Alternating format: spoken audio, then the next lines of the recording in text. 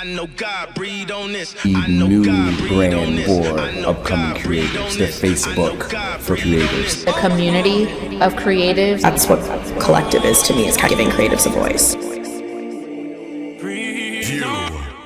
Welcome home. Today we are here on another episode of Every Human, and I am your host, Kelsey Davis, founder and CEO of Collective. And today I am here with Dr. View. He is a PhD scholar. He is a producer. He's a DJ. He's a CEO. He's a cultural creator. And today we are going to talk all about the creative process from a standpoint of building music groups, building music projects, but also just creating culture overall. So excited to get into it. Let's do it. Dr. View. What it do? How you living, sir? I'm grateful. Grateful to be alive. I'm grateful that you are alive, specifically. Real talk. Let's start. Who is Dr. View? Dr. View is Stevie Johnson, country kid from Longview, Texas. So that's where View comes from, called View for short. I'm a vessel, spirit. I'm a father. I'm a husband. I'm a creative. I'm a DJ. I'm a producer. I'm a organizer. And I try to do it at the highest level. You say you're a vessel and you're a creator. What do those words mean to you? It means purpose. It means honor and responsibility. It means that certain things that you would like to say yes to, you can't, out of obedience. And it's just a level of integrity that comes with that. Yeah, for sure. So talk to me about some of your creations, right? What do the people know you for? Dr. View, one, you're a doctor, PhD. Yeah. So talk to me about that. Let's start there. Yeah, so Dr. View, I have a PhD, a terminal degree. It's in the form of a hip-hop album. And it looked at the anti-Black experiences that Black students face at historically white institutions. That was your dissertation? That was a dissertation. Yeah, now 2019? 2019. Dissertation of the year? Dissertation of the year. Of the year? Of the year. In the country? Of the world, Craig. Of the world? No, I'm just playing. Of the year, though. Of the year? Yeah.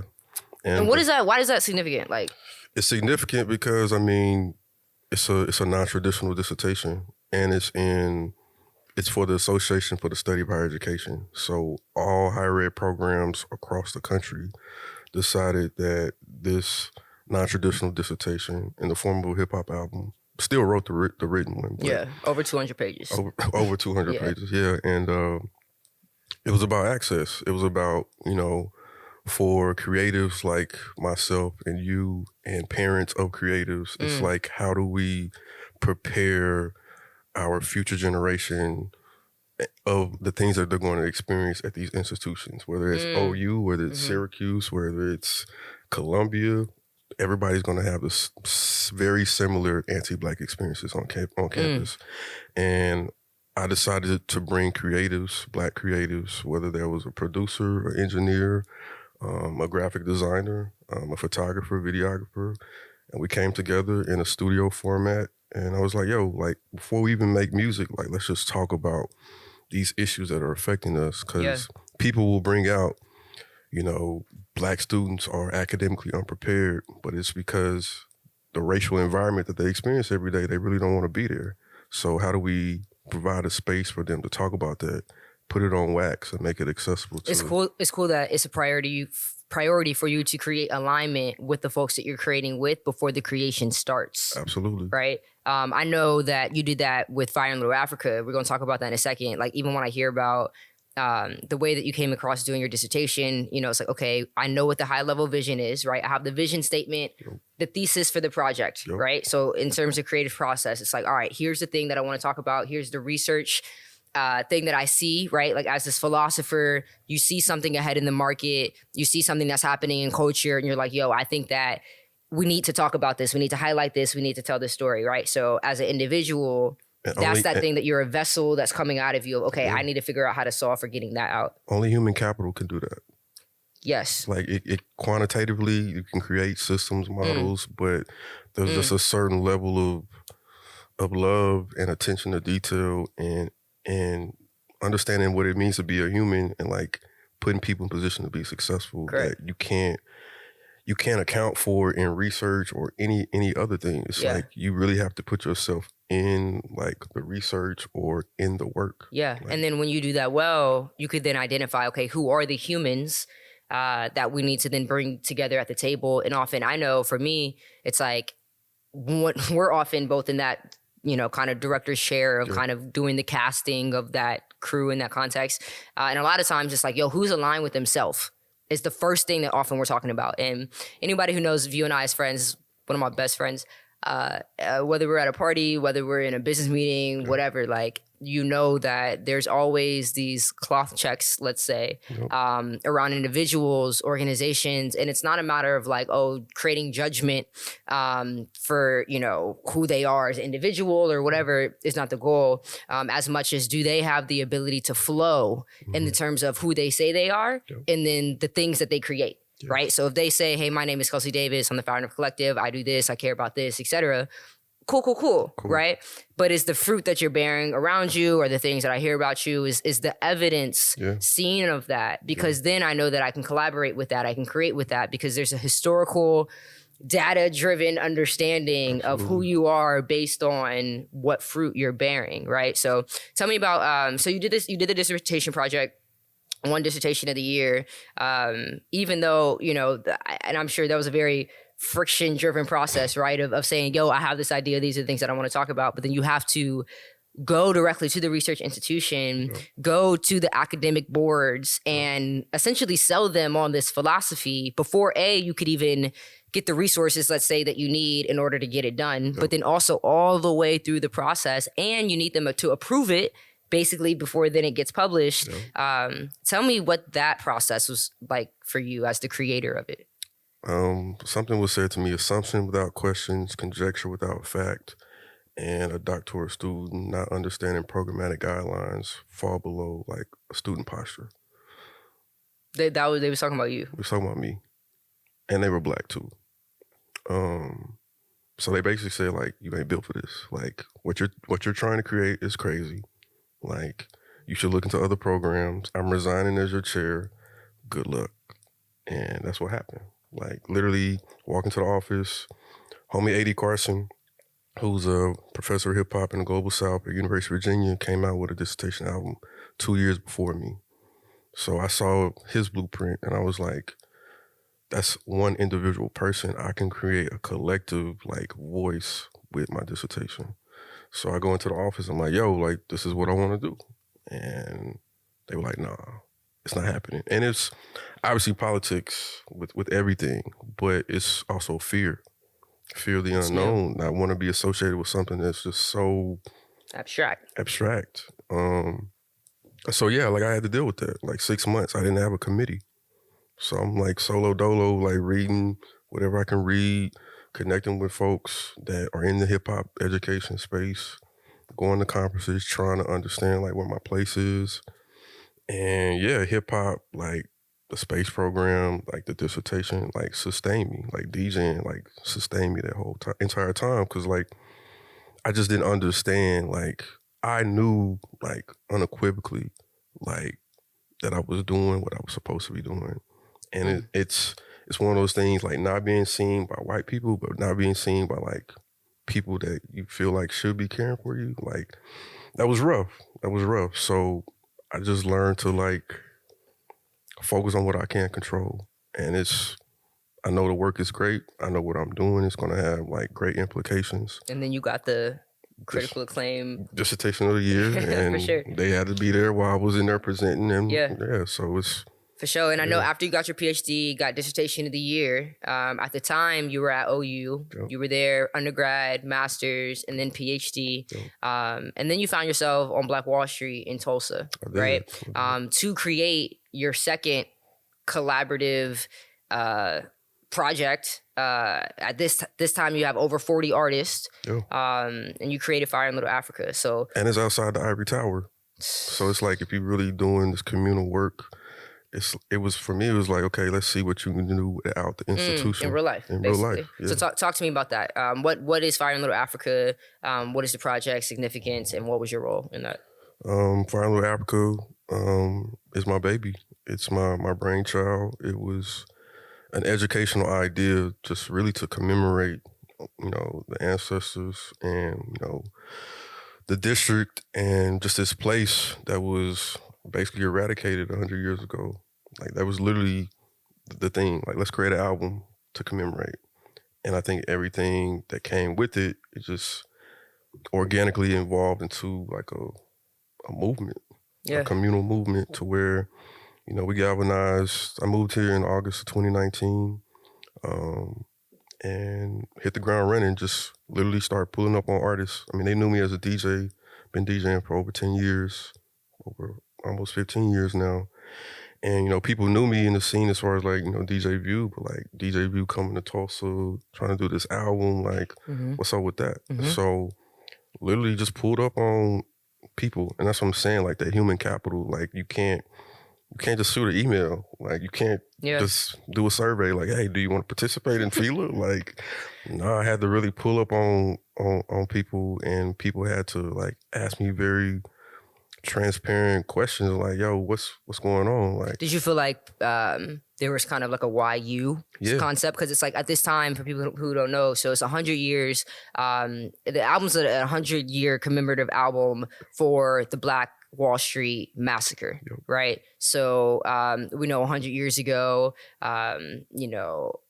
thousands and thousands of Tulsans had to flee and were murdered for the bare purpose of existing and essentially being and creating, but in a way that then drove envy and fear towards other communities. And this mindset, you could say hate, scarcity, disdain for seeing Black people not only be free, which we know is a legal right, but to express that, right? That was a huge thing, right? So when it came time now for, Black people to protect ourselves, the folks in Tulsa weren't having that. No. And they burned a fire in what they called Little Africa, which is the Greenwood district, North Tulsa proper, which was 40 acres that O.W. Gurley distributed out back at the beginning of Tulsa, before Greenwood was even a place.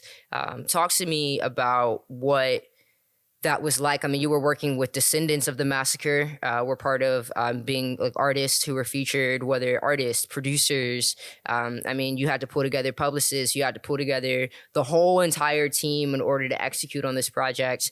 This was close to $1 million project. You guys ended up getting signed by Motown. You guys, took this project all across the country. It got billions of impressions online, millions of streams. Talk to me about what that was like, dealing with the full range of people, of activity. This is the first time that you're producing something at this scale, but it also has this importance, right? Like it's like just, you cannot drop the ball of the Black Wall Street album, the Tulsa Race Massacre album. What was that like for you? It was intense. It was heavy. It wasn't even a burden. It was just heavy. But I enjoyed it. I enjoyed it because everything you mentioned about like the Motowns of the world, the publicists, like the streams, like the impressions, like that was never a part of my plan. And I know that wasn't part of people's expectations. Who was part of it? No, it wasn't at all. So for me, it was just another day in the office, leading with integrity, checking in with ancestors. I mean, like, yo, like, are we on point?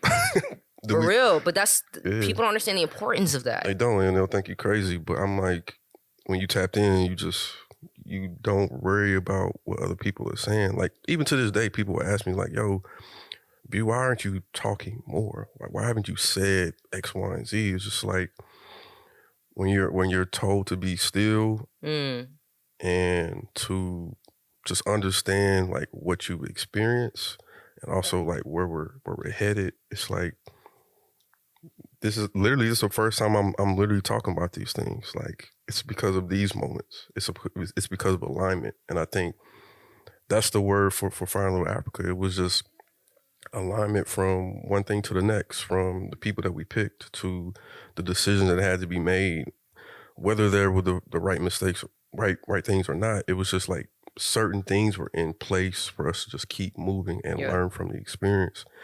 And I mean, obviously, certain things happened that were out of everybody's control, and certain people were blamed for certain situations. But I think overall, like, the town has been given an opportunity to reimagine what It's possible. is like. And when I think about something like Fire in Little Africa and what I know is coming out of Tulsa, at least in the past couple of decades, the cultural significance of the project of Fire in Little Africa easily is one of the most culturally significant things to come out of Tulsa in a minute. Facts. And when I think about everything that you said in terms of the homage and the grace that you had to have, and the alignment and the groundingness that you had to have to the streets, literally, to the soil, literally, right?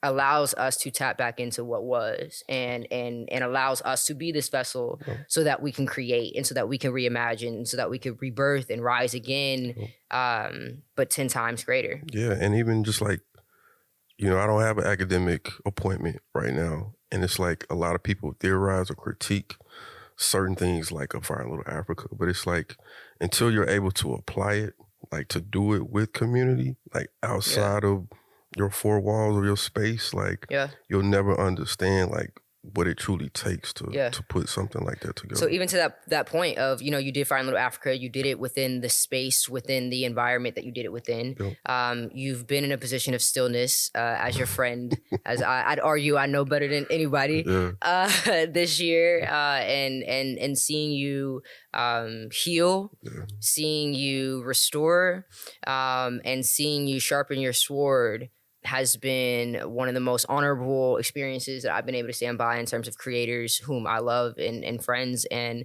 knowing what is on the way in 2023 and beyond because of the obedience to that stillness is amazing. So tell me about some of the things that you learned from dissertation project Fire in Little Africa specifically, and then what do you plan to do with those learnings, or what's kind of like in the pipeline based on the learnings and the insights that you got from Fila?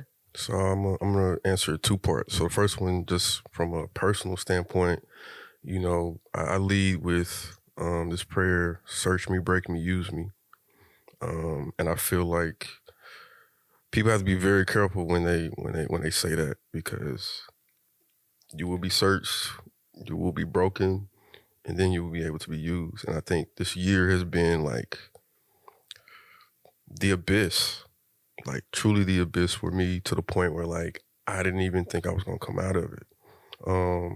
So I think people just acknowledging like being a creative isn't just about like getting to the bag or like being associated with certain things. Like this is real life, sonic, spiritual, communal warfare that's going on in the town. Like, and I can't, it's not a conspiracy theorist, like none of it, like this is real life. Like I wake up every morning and I wake up my son and I'm like, we gotta get it. Like we have to get it. I can and I will. It's the last things I say to my son every morning. So just from a personal standpoint, like I've been asking for certain things, for certain opportunities, and I've had to go through the abyss to get to those opportunities. And I need people to understand, you coming to Tulsa, you in Tulsa, you're creative, like you got to go through some stuff, like just to get like to the purpose work. But I think from what I've learned is not necessarily a mistake, but one thing I really take with Fila is people assume, people hate, people say certain things because they don't have access to the information. And I think you can't hate from outside of the club. But I think there's a level there's a level of responsibility as someone who's developed models to allow people to participate, to where certain conversations need to be had, whether it's good, bad, or ugly. Because when people don't have the information, they can mess up the movement. That's human. That is literally part of the human ecosystem of our psychological position. If we feel like, okay, but what's happening over there? Okay, but I don't know. Okay, is that a threat? Do I need to be preparing something? Is it not? Yeah. And in the context of what you do about the learnings, right? Where do you find yourself at now? What are the most exciting or the most proud places that you're intentionally focusing your energy in? My son, my wife, my friends. I typically, when I do a project, I don't really just sit with it. I'm like, what's the next thing? And I think, but just this year's allowed me to be like, yo, what's important to me? Like, I'm always asking what's important to everybody else. Like, what's important to me? Like, what do I love? What do I enjoy? Yeah. Like, I love Saturday afternoon naps. Like, just simple stuff. Like, yo, I just want to hop on a trampoline with Amir and just talk about life and look at the clouds. Like, just real, to me, basic things that make the most of, like, this place in Tulsa. Yeah. Like I said, picking up my son from school, like taking him to school, creating and being around other creatives and not being intimidated by those creatives too. Because I think that's one thing. It's like a lot of creatives, like they'll meet someone who's like in the same vein, and it's like the first thing is intimidation, or like shutting off, or like, yo, I'm not gonna F with this person. But like, to be honest, like when you came to the scene and I was like, yo, who is this on this panel? Like, I don't know what we gonna talk about, but like, and that's the thing, like my spirit was like just talking to me like, yo, I have to just have a conversation. And for people who know me, know like, yo, I really... You do not be talking to people. Don't be talking to people like at all. So, yeah, I'm just learning like I'm dope. This other person is dope, and like, let's be dope together. But that's really it. It's really simple like stuff. Like, how can I humanize like the creative? Like, we all humans. That's the thing I was gonna say. Like, people are looking for perfect models, and they don't exist. It's an iterative process. Like every time, like even the things that I'm thinking about right now, it's like because of conversations, because of interactions, like because people send me an email saying, "Oh yeah, like Halloween, people are carrying Fire Little Africa tote bags." It's like it makes me like take a step back and really understand what is community, what is culture. And you're literally creating culture, right? And talk to me about that, right? You talked about models, you're a model creator, right? You're literally PhD, you understand the mathematical process, the scientific experimentation process of having a hypothesis, having test groups, control groups, building out theories, programs essentially to then kind of put onto these test groups, community, let's say, right? To where you've essentially kind of hit this slam park with a project like Afila in terms of, okay, let's take this hypothesis around how could we create culture here locally, but with music as the medium. Talk to me about culture creation, right? Why is creating culture important to you in life? One is fun, but two is some of the dopest people coming together in ways to like liberate ourselves. Like, that's really it. And I think what I'm most proud of is that like I understand that we have the most amazing natural resource, which is our minds. Like literally our minds and the space for us to come together and like hold each other accountable. So when I hear like folks about research or epistemological, axiological values, I'm like, quality control. Like, let's just make it plain. Like, I'm trying to bring the dopest people together like in whatever experience that they bring, and like let's make the best products, let's make the best experiences, the best opportunities, create some of the dopest pipelines that we can, just like a software on your phone, like software update, like let's just keep like making it better. And yeah, I mean, that's just for me, it's like, how do we break down these huge concepts that people try to like make it so cerebral to the point where like I can talk to a 5-year-old and be like, hey, what are your thoughts on this? Like, when have we ever just reached out to like younger babies, be like, yo, what do you think about this? And they're gonna tell you. And like for me, that is testing. That's testing the model. Like with like our babies, like with our future generation. Like they have been in a world of COVID-19, and they've been on their iPads and having to learn through, you know, a screen. Like there's certain capital that they have that I didn't have at the age of 5. Like certain things I can't remember. Like I don't even remember when I actually got a laptop or a computer. So like, it's like, how are we doing what we know with what we have now, but how are we also like preparing for the future, and creating an independent ecosystem to where like we don't necessarily have to depend on, you know, the powers that be. Yeah, and that's Dreamwood. That's Dreamwood. And tell me about what is Dreamwood for the people? Come home. Just come home. Dreamwood is a creative agency, independent agency that's focused on creating Tulsa as the next international hub for creatives. So, you know, there's so much amazing talent here, like across the board, like from MCs to producers to engineers to songwriters to photographers, videographers to folks who just are dope with hospitality. Like there's just so many different things. And for me, Dreamwood is like, how do we recruit and retain the talent here to create this ecosystem? There's no supply chain. There's no workforce training development for creatives, for me to become a better producer, or for Steph Simon to become a better songwriter, or whoever else. And so how do we create those opportunities through visual art, through film, through audio engineering, songwriting, vocal production, as well as others, dance in the future? Like, how do we create systems to where people can learn and engage while at the same time we're creating like the models? We're cranking out the albums, the mixtapes, the books, the curriculums, the non-traditional tours. You know, Fila's going to, I'm sure we're going to talk about it, Fila's going to Harvard. Like, that's a non-traditional tour. Just about to get into Harvard. Yeah. So talk to me even in the strength of models, right? And also in being a scholar.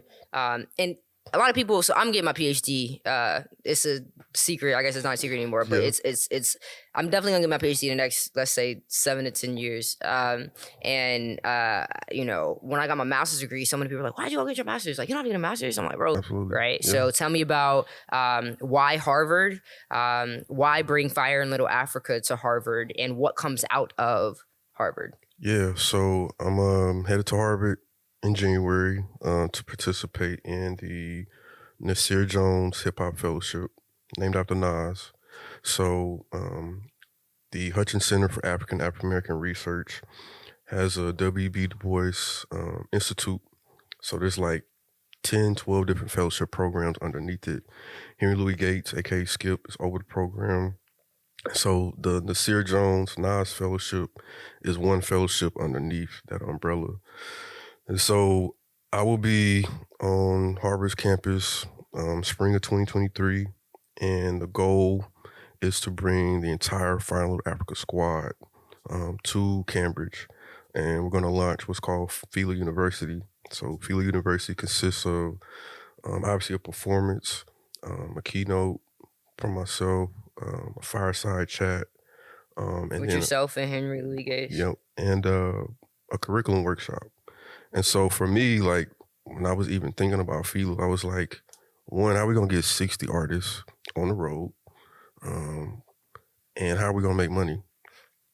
And so I was like, yo, as opposed to like getting a venue and trying to sell tickets and split costs, and then people being upset at the end. It's like we can go to a university, whether it's a Ivy League, HBCU, tribal college, or even a museum, and be like, yo, like, here's Fire in Little Africa. This is Philly University. This is what we're bringing. Like, what's up? And so essentially, like, we're launching Philly University at Harvard. At Harvard, and we tested that already at Columbia. At Columbia, yeah. And you know, a couple weeks back, I was at Columbia University doing the work on Fire in Little Africa. So like, there's definitely a demand for this type of work because I mean, the Academy just isn't seeing anything like it, like at all. So this is, I mean, even just from a tier perspective of impact, like you got to think about, let's just talk about the creatives, for example. You got 50, 60 artists, some who've never left Oklahoma. Who've never left probably North Tulsa. Who've never been on a plane, who's going to Harvard, the first institution that was ever built in 1636 by folks who look like us. And for us to go on that campus and for people to know who they are. Like, they're going to, like, I'm going in January. By the time they get there to April, people are going to know who Steph Simon and Dial Tone and Jerica and Sneak. They're going to know who they are by name. And so then for us to just showcase, just to show up and just be. Just be. I'm not asking you to write anything. I'm not asking you to do nothing but just be who you already have shown. Do you feel like you're the person who, when I think about the spaces that often we're in, and even when I think about the people you just named, and even the idea of, you know, I'm going to go and then I'm going to be there for all these months, and then by the time they get there, they get to just be, right? I feel like that's a position that I've seen you in a lot, where it's kind of like the father in the family who has to go overseas, like set up shop first, you know what I'm saying? Making sure we got everything, sending money home back to the fam until, okay, y'all can now come and, you know, everything's good to go. Is that the case?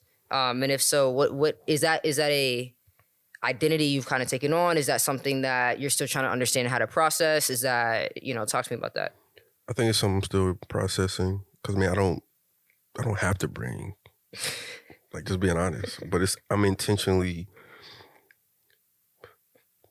people who get these fellowships are particularly folks who have an academic appointment and, like, primarily East Coast, West Coast, Ivy League, like, credentials. So the fact that, like, they're picking a Southern hip hop scholar with no academic affiliation, it made me be like, I need y'all to feel me.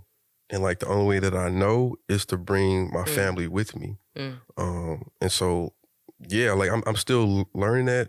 I probably do that just out of, you know, how I was raised from moms, you know, Tidy, AKA, you know.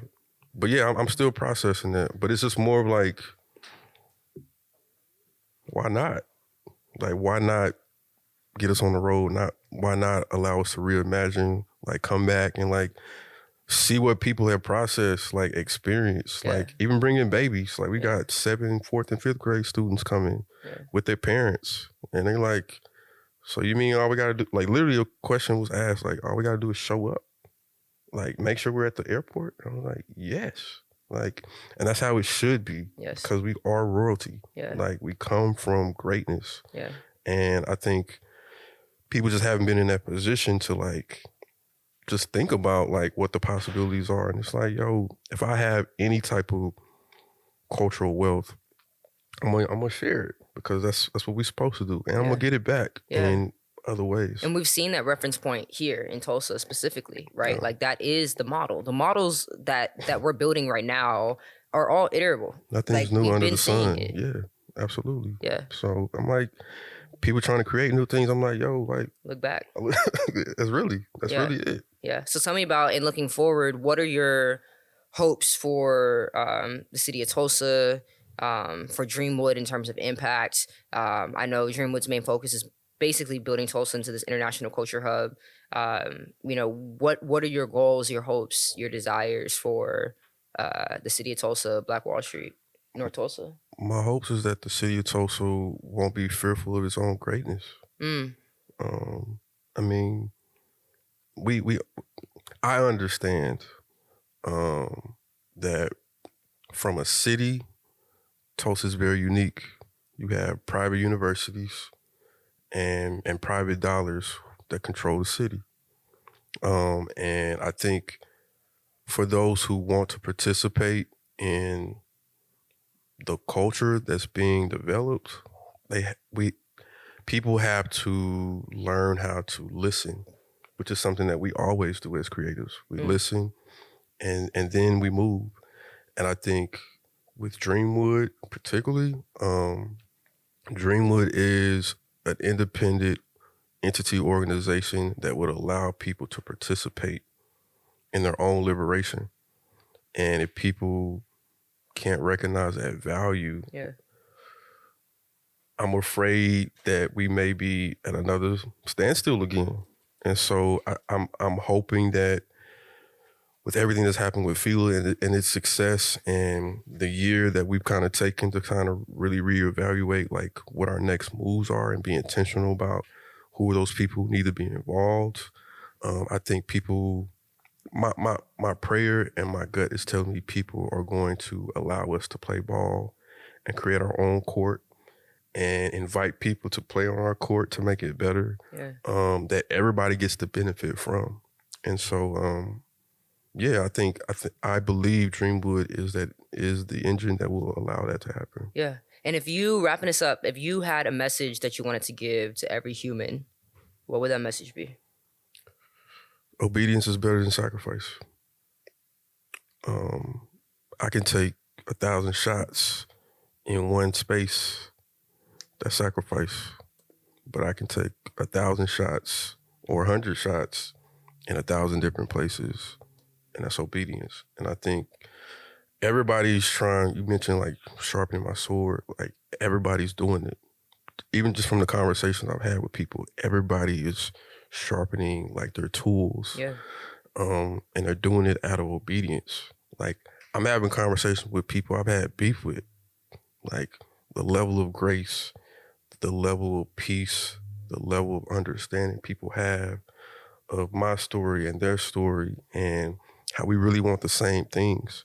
And so I think it's just obedience. Even me and you, like we be butting heads sometimes, and it's like, we came to a point where like I had to get certain things off my chest that I was dealing with out of trauma, and that's obedience. It's me being like, yo, and being able to hold people in that, and to be like, yo, like I effed up. I apologize. Like this is what I was going through. That is the process. Like if that we is can, creating that. That is people who choose to be creators truly, to be vessels truly, and then to allow God literally to flow. Absolutely. Yeah. Obedience. That's it. I love you, brother. I love you too. Every human. Sure.